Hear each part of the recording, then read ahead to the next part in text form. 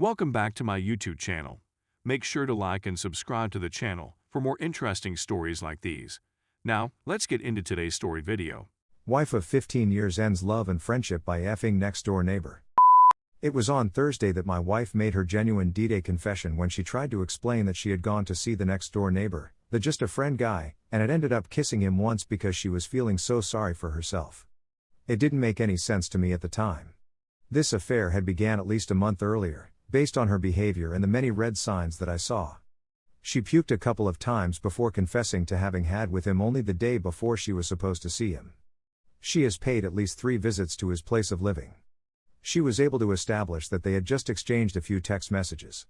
Over the course of a handful of 2, 3, and 4 a.m. sessions totaling around 1 hour, T-Mobile proves the fact approximately 1,000 times.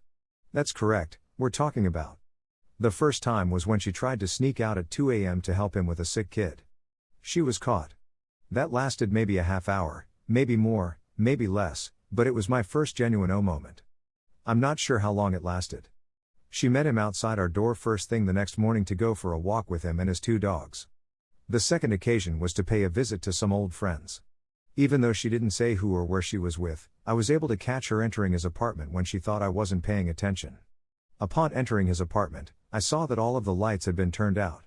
Right then and there, I realized it was true. In his room, I sat with my back against the wall. She tried to sneak out of his back door around an hour and a half later in order to conceal her position, but failed. As soon as she noticed me seated on the grass, she flashed me the deer caught in the headlights expression, which conveyed fear, regret, and other emotions. Even though she had the nerve to sit so near to me, all I could smell was him and his S. She contested it, alleging that there were other people in the room with her. There weren't any to be found. During the course of the night, I had strong suicide thoughts. Heavy. Aside from that, I attempted 3 other ways to entice myself. But, fortunately, it was just for a brief period of time. On the third and last time that I am aware of, she admitted to having relations with him. It was the night after we had discussed the possibility of divorce. I just thanked her for something and was attempting to be considerate of her situation. I prayed that I was incorrect and that everything was precisely as she said it would be. Even though I should have known better, my wife and I were inseparable. She is, my best friend, and she had been, my closest friend for 15 years. I truly wanted to put my faith in her. Then I made a terrible oversight. Because the AP was out of the country, she and I started to have seemingly unguarded, open conversations about our previous marital issues, her current struggles with what she believes is wrong with us, and so on and so forth. Even though she pushed all the right buttons to convince me that she'd never had relations with him, she did admit that she was attracted to him. Assuming that was real, I informed her that I want at least one fantastic weekend with her, complete with and everything else. However, if she had previously cheated on me with him, I would not take the chance. She was quite convincing. There were tears, hugs, and a sensitive dialogue as a result. That is exactly what we did. I even helped her choose a new vibrator, which she appreciated. I'm such a naive and trusting person. She did, in fact, speak the truth. She lied and cheated. She had relations with him on more than one occasion. You know when you know what you're talking about. A great deal of music and poetry has been created on this subject. I'm well aware that I'm not alone in this, but what I've learned is brand new and cannot be considered unknown at this time. In the same way that many of you do, I have to deal with this at all hours of the day and night. In my sleep, I imagine them together and pay attention to what they have to say about me. The self-deprecating ideas about how she finds with him to be much more delightful than it has ever been with me are hilarious. Then there's the nightmarish experiences. When I am up, they are often worse than when I am asleep. If I do manage to get a few minutes of calm sleep, I wake up after just a few minutes and realize that this is still the case, and all of the air escapes me and I am unable to breathe again. Earlier this year, in March, we made the decision to make a more serious effort to be better husband and wife, as well as better parents to our daughter.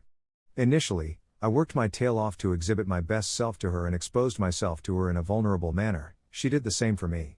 But when she saw the huge, unsightly dog guy next door, she did a full 180 on me and changed her mind. I was really taken aback. That occurred around 1 month ago. She responded with the standard, "He's only a pal" line of reasoning. She then told me that she wanted for me to go so that she could be her own person for a short period of time. The fact that I had done nothing illegal that I was aware of puzzled me more.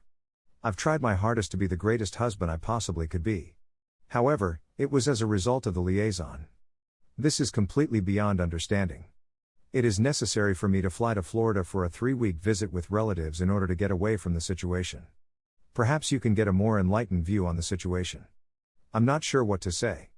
Seeing her makes me feel sick to my stomach right now. In trying to reconcile the fact that I've loved her for 15 years and now feel such hatred, rage, and disdain for her in such a short amount of time, I'm at a loss for what to say. It was not necessary for things to get to this. This isn't the case at all. I loved you with all of my heart, and I still do. You were my closest friend and confidant. Story 2. I don't know if I have a cheating story.